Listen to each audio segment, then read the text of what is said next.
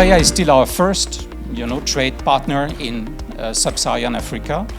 And yes, that's true that it's mainly through our oil and gas import to France. But frankly speaking, I can tell you that the French government has absolutely no problem to have a huge trade deficit with Nigeria. We have one onshore license and the 4 offshore licenses. One of the offshore is deep offshore. The other 3 are, let's say, conventional shallow water.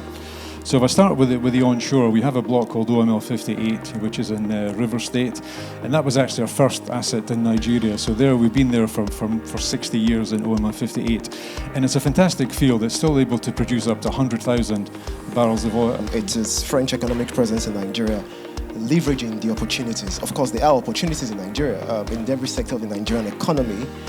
Like Mr. Pascal already mentioned, over 90 French companies in Nigeria, energy, oil and gas, leading, manufacturing, agri-food. We have over 17 million hectares of land in Ogun State. It's a large state. Most of the state is arable.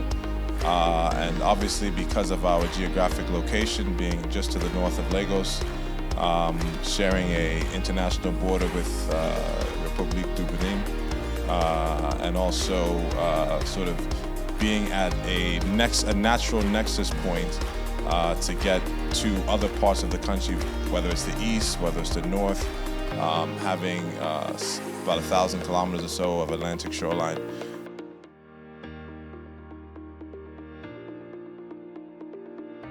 We see a lot of French companies in Nigeria. I have some of my clients in the room, and they're doing exceptionally well.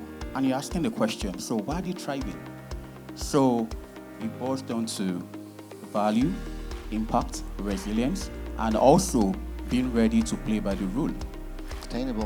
Renewable energy is one of the solution to this, because it can be completely off-grid. So it's one of the approach we're taking. We definitely want to be part of the solution. Currently, there's about 50 million people in Nigeria who have no access to the grid. To date, we've electrified about 500,000 of them, so 500,000. That's barely 1%. Of course, there's other companies in the space doing the same thing.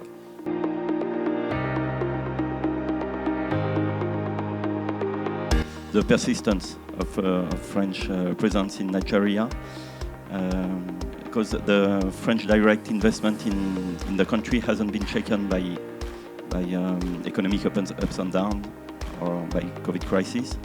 And on the contrary, we see that the French investment has doubled over the last decade, and now it reaches around $8 billion. Partnerships and what we've been able to do, thanks to Proparco, we've had a very fantastic relationship with them. We have various financing opportunities, extensions that we can give to both medium and small scale enterprises.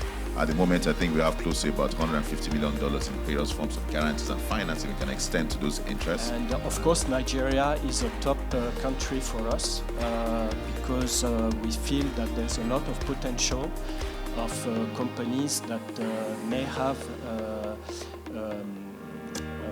an interest to expand to Europe. I'd say that as investors, you would find easily a lot of targets.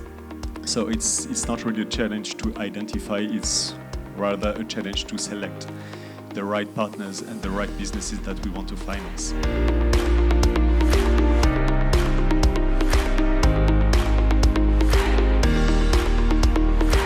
So obviously that was mentioned, I think everybody, like the private sector and the public sector, is expecting some reforms that would really encourage and ease the day-to-day business. And I think that's everybody is expecting, especially when it comes to basic infrastructure in a way, like we talked about roads, logistics, energy, that really determinant for running businesses in the country.